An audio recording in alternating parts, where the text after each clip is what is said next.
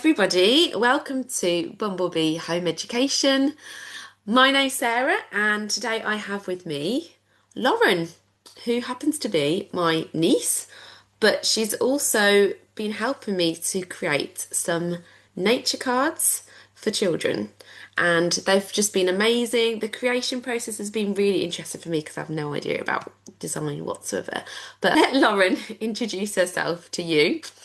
And then I'm going to ask her a few questions about the job she does and a bit more about what life is like as a designer. So over to you, Lauren. Mm. Hi, so I'm Lauren.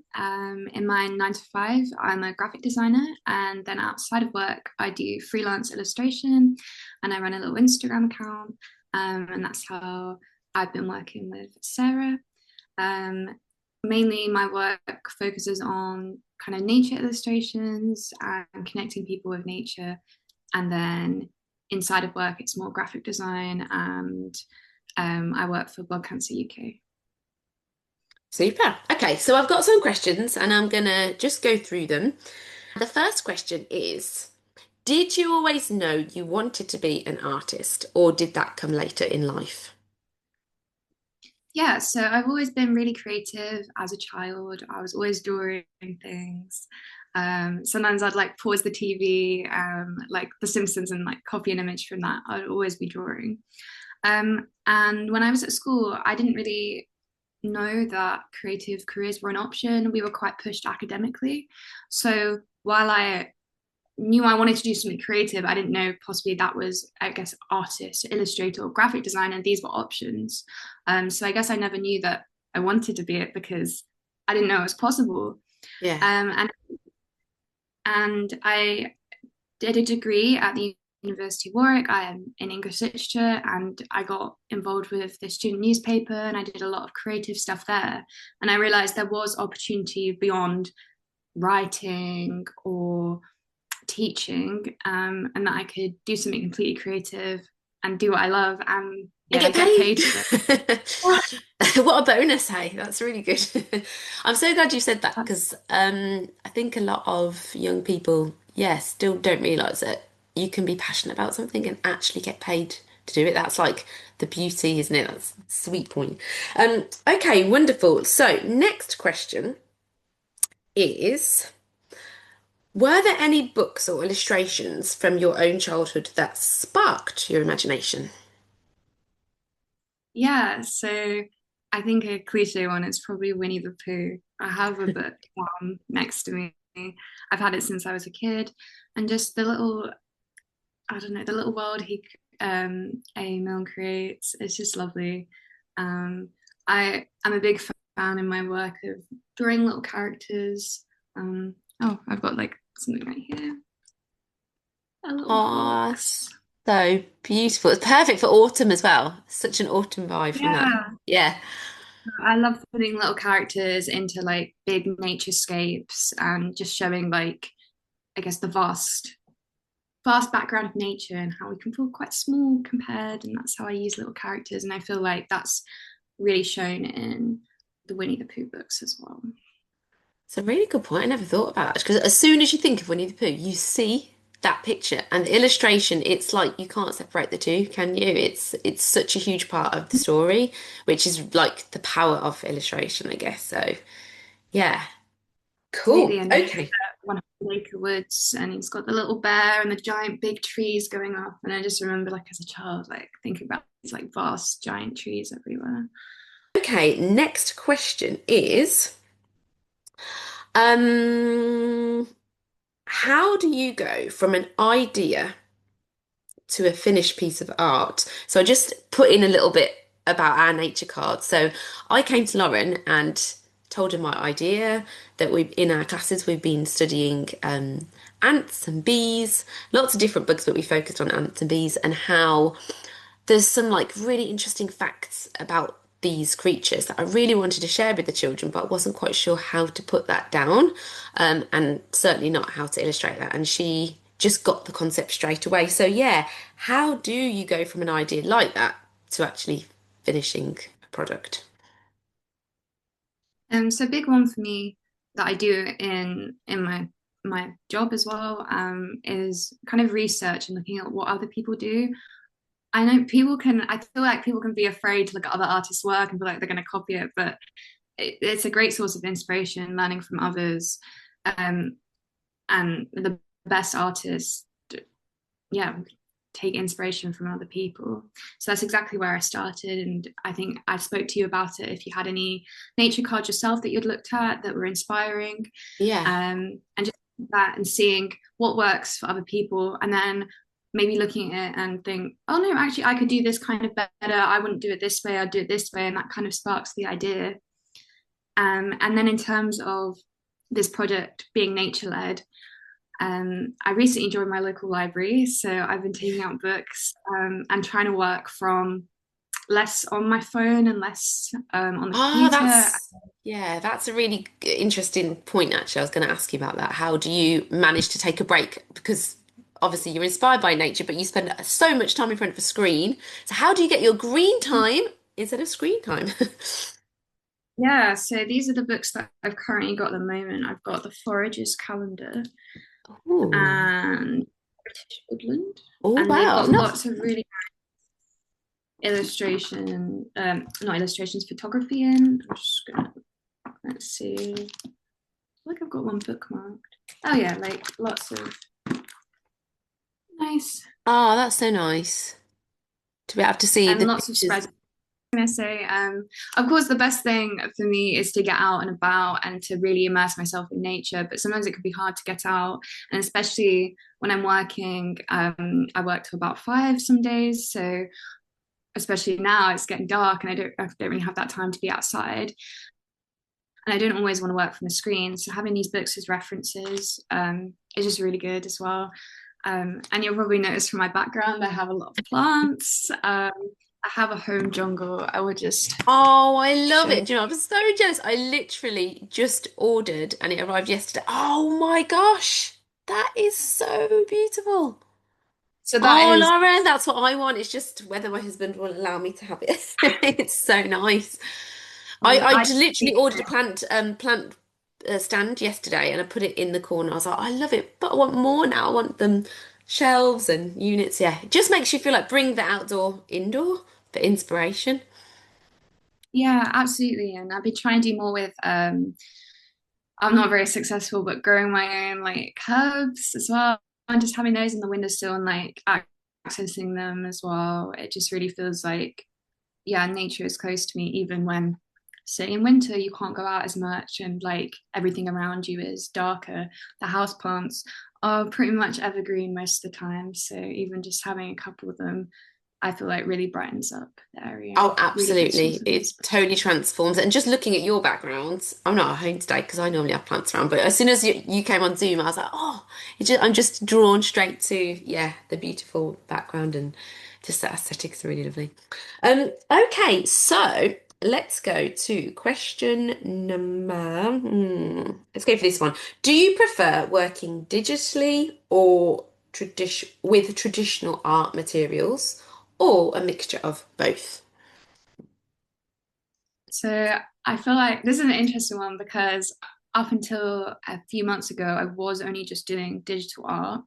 Oh. And then I recently got back into watercolor, which is the drawing I showed a minute ago. Um, so I think now at the moment I prefer watercolor and doing that That's physical interesting. art. And however, I think drawing the initial sketches, I do prefer digital. I'm quite a messy sketcher, so I'm just always rubbing things out like I'm going on. But obviously, it's a lot easier to shift things about digitally and move it about. Um, so definitely a mix of both, I think, at the moment. But I'm really trying to get back into yeah, watercolor. I just really love the texture it makes. And although Procreate, that's the app I use on my iPad, has really good brushes. It just doesn't feel the same to me. Like I just there's something it's like kind of missing, like that you can't once you've drawn something, that's it. Like the amount of time on my iPad I would spend checking colors and like undoing stuff, and like some drawings would take so much longer than they needed to be because I was just like obsessing over this like one color. And now when I do it Like physically with watercolor, it's like, okay, it's done. Okay, well that's it. Like I've I got to never stick with it. thought about that aspect. Would have thought the water like physically would take longer and that you're always efficient and time saving on digital, but actually that is a really good point that because you can constantly perfect and perfect and perfect and I guess with watercolor it's not like acrylic where you can just slap on loads more of paint and go over the top. Can you show us that your painting? Yeah, I didn't know that was actually watercolor. So is it a watercolor that you have then created into a digital form, or is that actually the physical Oh, product that there? is Oh, that's your physical product. Wow, that is yeah. amazing. I've got Oh, a that's few so pieces beautiful. I can Again, share. my reaction is probably one that this wasn't one of the questions, but it's quite interesting. My reaction might be one that you're used to, that people are, oh, digital, oh, that's nice, great. But when you actually say you've done it yourself, it seems a lot more, wow, that's your watercolor. Hold it a bit closer. That's so beautiful. Oh my goodness. Okay, I'm like, we've done our ants and bees. I have to do mushrooms with you because that's what we've Yeah. been saying. Got all these new I've ideas of got projects now. But do you think that is a common reaction? This is a slightly off our list of questions, but is that common that people are like much more amazed and impressed by physical artwork? And do you think it's right to be so? So I think, especially with like the rise of AI and stuff, everyone, I feel like the common misconception is that digital art is easier and that it's just tracing or it's just you don't have to be good at drawing. While there is on Procreate a lot of things to aid with drawing, so there's like stabilization, and I guess you can have a picture and outline it and stuff. I feel like for me personally, the main what really impresses me about a drawing is the creativity. You could copy something exactly, but it might as well be a picture. And it is Yeah. impressive, you have those skills. But what I think makes a drawing is when you can see someone's style consistently across it. They've made their own interpretation of what they see. And I feel like you still get that in digital art. So I do agree that people do think it's easier or not as impressive as traditional art, but I don't think it should be thought of that way. As I think that, yeah, the It's creativity still and like, your creativity put on a yeah, page, yeah, basically, yeah, and it's unique to you as well, isn't it? Totally unique to you. It's not that just because it's digital. I think some people think digital equates to copied or yeah, some kind of reproduction where actually it is literally taking a clean slate in the same way that it would be with your watercolor. Um, wow, fascinating. Brilliant. I'll go back to the questions, otherwise I'll get like sidetracked with that because I think it's really interesting. Okay, so this is a question now about your connection to nature. Do you have a favourite plant, animal, or natural space that inspires your art? all right, okay. Favorite plant. I have the house plants are like my children. I've got like 50. So I think my favorite one, 50. And you go on holiday yeah. often as well. You go on, so who waters them when you're away? Or you just give them loads Um, before you. yeah, they can generally last, I think, in like winter times, like I don't know, like 3 weeks without water, but Oh, like okay. summer, Yeah, it's like a week. So yeah. it, um surprisingly, I always come back and they're always like bursting with life, and I'm like, Oh, oh my your God, am I the baby. problem? Yeah. Um, but yeah, my favorite plant, I think a I have a prayer plant. I've got two of them in my bathroom, and they're called a prayer plant because they're kind of like this, and then at night the leaves go up and they like pray. So they're really Oh, sweet. nice. So those are your favourite ones. Yeah, and they've Um, got like beautiful like purple colors as well, like when they get the light. oh, beautiful. Yeah, it's ridiculous. Like, I just love looking sometimes. I've got orchids and I just can't believe that I've kept them alive, first of all. But they just bloom naturally. I've got two and they go in sync. When one dies, the other one, I don't know how it's happened, but it's amazing. So my next question, how does spending time in nature affect your creativity? You've kind of said a little bit about that, but is there any other ways that yeah, it must be hard to actually do your job.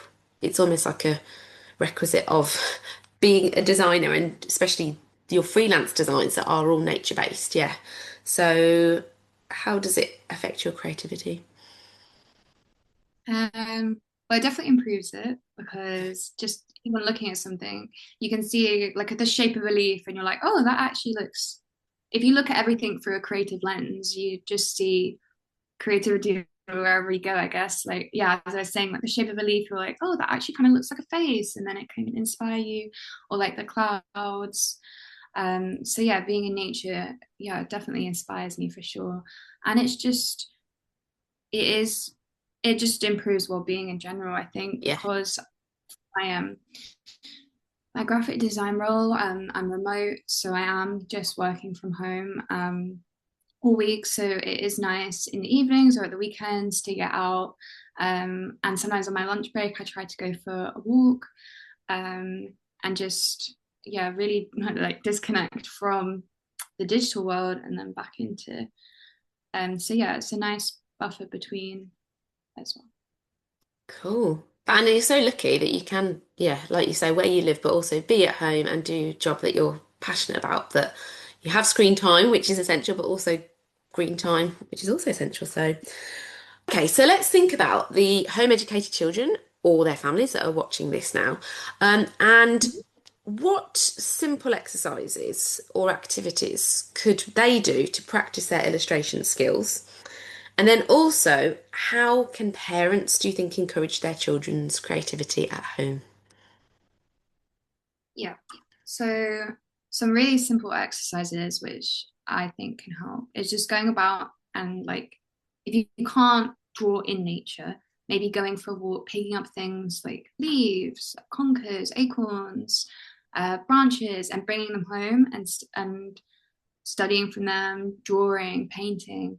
A really good thing you can do as well is if you've got a light source, you can hold, I don't know, like a branch up and you can trace around a branch, and that can really help with Oh, wow. recognizing shapes in, um, yeah, recognizing shapes in objects.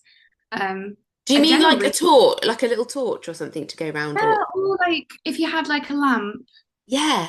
make the shadow, and then you can draw around the outline of like a stick or Oh, something, I see. Oh, I or like see. a, Understand what you mean now. Oh, yeah, but from the silhouettes of the shapes, yeah, yes, to go yes, around. yes, Ah, yeah. yeah, that's a great idea actually, especially with like leaf shapes and recognizing them and being able to like really think how they're different. That's such, I'll copy that idea. My classes. Yeah, and then of course you can always make rubbings from things in nature as well, like the leaves, as you were saying. Just thinking of like creative ways where not only can you draw nature, but you can use nature within Yeah. your art and as a tool. Something that I've been looking into as well is making my own watercolors. It's quite a complicated process to make them permanent colors, but you can Wow. make colors from things like onion skins or like avocado pits or flowers by soaking them in boiling water. These aren't permanent colors, they do eventually fade with the sun, but it's a nice activity to play with those colors. So you're not Yeah, only, that's fascinating. so nature is like this tool for that you can draw from, but you can also draw with it. So I think, Yeah. Oh, that's so fascinating. Yeah, I'd love to explore more of that with you as well, because it's sustainable as well, isn't it? And it's just teaching children that nature itself can produce something. So Wundo, related again to children who are interested in doing what you do eventually, do you keep a sketchbook or journal? And if so, how important is that for an artist? yeah, so when I first started, I guess, taking my art more seriously and putting it on Instagram, every drawing I did, I was like, this has to be the final piece. Like, this is the one I'm going to post. And I was really serious about it. And that was just a lot of pressure.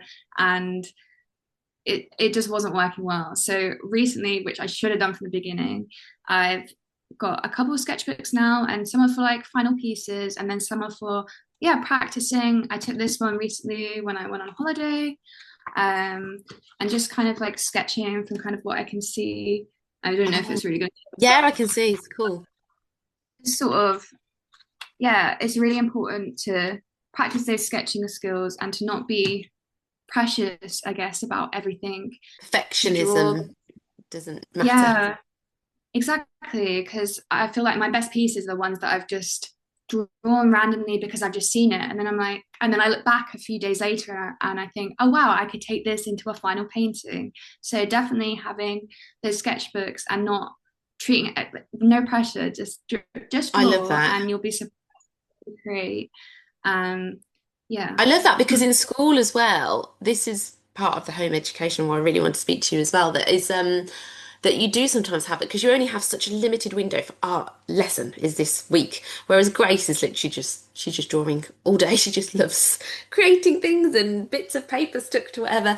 Um, yeah, you feel like you're in this little box and you have to get it done in an hour. And not only that, you have to get it finished, or maybe there are, consecutive weeks, but it's all about like the end product. Whereas actually, from what you're saying, it's like that is about the process. It's process over product sometimes, isn't it? And fine-tuning the process to lead to a good product, but you've got to practice, haven't you? So yeah, that's really good to get rid of that perfectionist because a lot of children, even within them, have that themselves. Did you have that as a child? A little bit perfectionist? Yes, definitely. I had to doing art university, and you had to make a certain number of paintings, and you had to do it in a certain amount of time, and it was like it was always about that end product, like you were saying. And so, yeah, that's why I love doing it in my spare time, because it is more about that process and that journey that I can go on from looking at nature, getting inspired, drawing with nature about it, and sketching. And so it is more about that process. And I definitely think, especially now, as I said, like with AI art and people's misconceptions about digital art, what makes the art special is that process and that human touch that you've got. So yeah, I think it's really important to nurture that and to go down that, yeah, go down that route. And to realize that the process is loving what you're doing, your craft, isn't it? You're enjoying it. I'm not just doing this just obviously for you, you got to sell things, but even for children, it's not just to put on the wall or to send to nanny or whatever. It's just because I love doing it. Yeah, that's the beauty of it. Next question is what kind of projects do you love working on the most? Yeah, I guess I'm going to be like so general about this, just all nature-based projects, I guess. My favorite ones are, yeah, ones that are illustration heavy, and that projects that I get to learn things about as well. So, like, just thinking about the nature cards that I've done with you, I did not know any of those facts. Like, I've never even heard These any of have them. 5 eyes. How exciting. Now Yeah. you know. I When I saw it, I was like, what? And I like Googled it. I was like, oh my God, right, okay. Um, yeah, those projects that I am excited about because they're nature based and also things that that I learn new things about.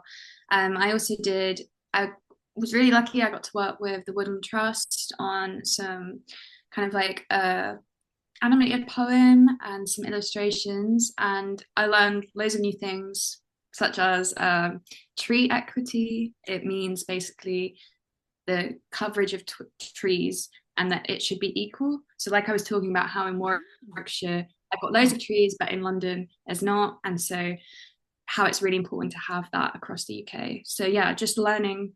I just love to learn new things. So, yeah, any projects that give me the opportunity to learn new things and to also draw are, yeah, my favorite. Oh, you're so lucky to have such a great job where you like you say you're learning, and it's not just learning random facts. It's like actually things like that are super important, but we just don't always know as adults, do we? These things. So yeah, I just recently learned that why. I'll ask you, why do you think a horse chestnut tree is called a horse chestnut tree? My immediate thought was that horses like to eat the chestnuts, but Yeah, it's related to that. So basically, before they had vets hundreds of years ago, their horses can get coughs apparently and colds, and they can actually cough in the same way we can. And they used to crush up conkers as medicinal medicine to give to the horses, and it would cure them from their cough. So that's why oh they're my called God. horse chestnuts, I guess. But yeah, Oh, that's yeah. And again, it's just I find like nature is so important to learn about because there's There's just so many things. Again, even like medicinal properties, like you said, your herbs that you can grow and then eat yourself. And um, yeah, it's really fascinating. Wonderful. Okay, and I've got one last question before we talk a little bit about the nature cards. What's your dream illustration project that you'd love to do one day? Oh my God. I didn't I didn't even think about this. I thought I'd just come up with something on the spot. Dream. Like a large scale like mural, I think, or like some like window art, like painting. I'm not sure what of, but something nature related. There's this artist where I live and all the windows and they're so beautiful Oh, and she wow. just lots of different things and she's like painted it at the train station as well. So yeah, something like that would be amazing, I think.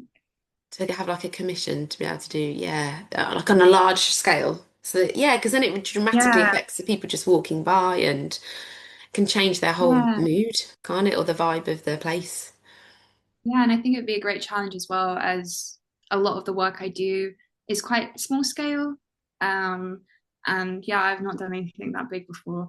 Obviously, it would come with a lot of challenges and learning curves. But yeah, as I said, projects where I learn something new are the best. So yeah, something like that would be good.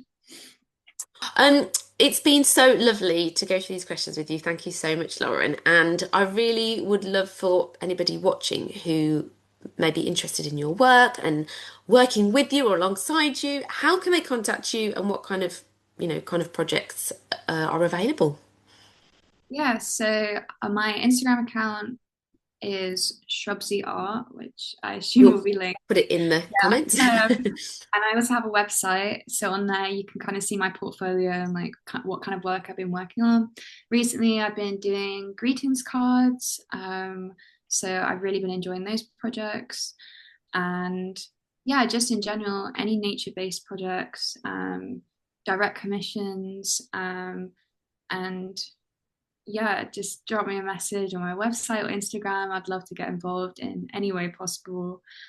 I Um, can imagine if someone had like a bespoke, I don't know, mural on their wall they wanted, or yeah, birthday cards, or you're available to do all of those. Because I literally went to Lauren and she'd never done like children's nature cards before, but she's come up with an amazing, project. So you're basically very versatile.